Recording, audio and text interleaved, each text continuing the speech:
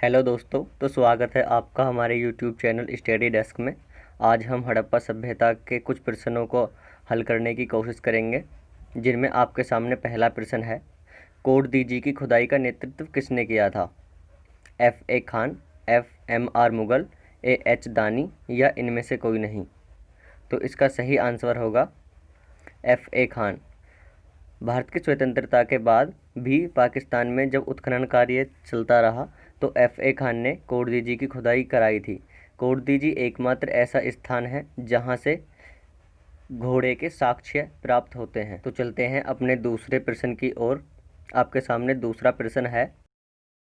अगला प्रश्न होगा, हड़प्पा और मोहनजोदड़ो को निम्नलिखित में से कौन सी नदी आपस में जोड़ती थी? सिंधु नदी, घग्गर नदी, रावी नदी या सरस्वती नदी? इसका सही उत्तर होगा सिंधु नदी। सिंधु नदी हड़प्पा और मोहनजोदड़ो को आपस में जोड़ती थी। हड़प्पा और मोहनजोदड़ो के मध्य की लंबाई लगभग 483 किलोमीटर बताई जाती है, जहां हड़प्पा रावी नदी के तट पर स्थित था और वहीं मोहनजोदड़ो सिंधु नदी के तट पर स्थित था। आइए चलते हैं अपने अगले प्रश्न की ओर। आपके सामने अगला प्रश्न होगा, हड़प्पा सभ्यता का नगर बनावली किस राज्य में स्थित है? हरियाणा, राजस्थान, गुजरात या इनमें से कोई नहीं? इसका सही उत्तर होगा हरियाणा। सभ्यता का नगर बनावली हरियाणा के हिसार जिले में स्थित था। चलते हैं अपने अगले प्रश्न की ओर। तो आपके सामने अगला प्रश्न है, राखीगढ़ी किस नदी के किनारे स्थित है? सरस्वती नदी, सिंधु नदी, रावी नदी या घग्गर नदी? इसका सही उत्तर होगा घग्गर नदी। राखीगढ़ी घग्गर नदी के किनारे पर हरियाणा राज्य में स्थित एक हड़प्पा सभ्यता का शहर था। आपके सामने अगला प्रश्न है, हड़प्पा सभ्यता में गांव की रक्षा के लिए खड़ी की गई पक्की ईंट की दीवारों से प्रकट होता है कि गांव में प्रत्येक वर्ष आक्रमण होता था, गांव में प्रत्येक वर्ष बाढ़ आती थी, गांव में जंगली जानवर आते थे या डी इनमें से कोई नहीं? इसका सही उत्तर होगा गांव में प्रत्येक वर्ष बाढ़ आती थी। हड़प्पा सभ्यताओं में गांव की रक्षा के लिए खड़ी की गई ईंटों से प्रकट होता है कि गांव में प्रत्येक वर्ष बाढ़ आती थी और बाढ़ आने के बाद नवंबर माह में हड़प्पा सभ्यता के लोग बीजों को बोते थे तथा अप्रैल माह से पहले अपनी फसलों को काट लिया करते थे। आपके सामने अगला प्रश्न है, हड़प्पा सभ्यता में किसानों से राजस्व के रूप में क्या लिया जाता था? अनाज, सिक्के, मूर्तियाँ या मोहरें? इसका सही उत्तर होगा अनाज। हड़प्पा सभ्यता में किसान राजस्व के रूप में अनाज देते थे और अनाज को कोठारों में भर लिया जाता था, जिससे कि यदि कभी आपत्तिजनक समय आए तो अनाज का उपयोग किया जा सके।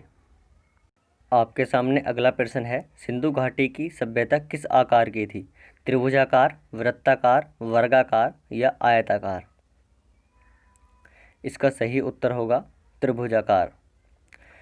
सिंधु घाटी की सभ्यता त्रिभुजाकार की थी, जो लगभग 13 लाख वर्ग किलोमीटर के क्षेत्रफल में फैली हुई थी और इसकी सीमाएं अफगानिस्तान, पाकिस्तान और भारत के क्षेत्रों तक थीं। आप मैप में देख सकते हैं कि सिंधु घाटी की सभ्यता का आकार त्रिभुजा आकार का था। आपके सामने अगला प्रश्न है, हड़प्पा वर्तमान के किस जिले में स्थित है? साहिवाल, खैबर पख्तूनख्वा या पंजाब? इसका सही उत्तर होगा साहिवाल। पर जब हड़प्पा की खोज की गई थी तो हड़प्पा मोंटगोमरी जिले में रावी नदी के तट पर स्थित था। आपके सामने अगला प्रश्न होगा, निम्नलिखित में से किस स्थान से महाविद्यालय के साक्ष्य मिले हैं? हड़प्पा, मोहनजोदड़ो, कालीबंगा या बनावली? इसका सही उत्तर होगा मोहनजोदड़ो। मोहनजोदड़ो जो सिंधु नदी के किनारे पर स्थित था, उसकी स्थिति पाकिस्तान के लड़काना जिले में थी। मोहनजोदड़ो का उत्खनन राखलदास बनर्जी ने किया था। मोहनजोदड़ो में ही महाविद्यालय के साक्ष्य तथा सूती कपड़े आदि के साक्ष्य भी पाए गए हैं। आपके सामने 10वां और वीडियो का अंतिम प्रश्न है, निम्नलिखित में से किस स्थान से स्टेडियम के साक्ष्य मिले हैं? लोथल, कालीबंगा, धौलावीरा या चनहूदड़ो? इसका सही उत्तर होगा धौलावीरा। धौलावीरा जो वर्तमान के गुजरात राज्य में स्थित है। जो किसी भी नदी के किनारे पर स्थित नहीं था, और धौलावीरा ही एक ऐसा स्थल था जो 3 भागों में विभाजित था। धौलावीरा के उत्खननकर्ता रविंद्र कुमार बिष्ट थे।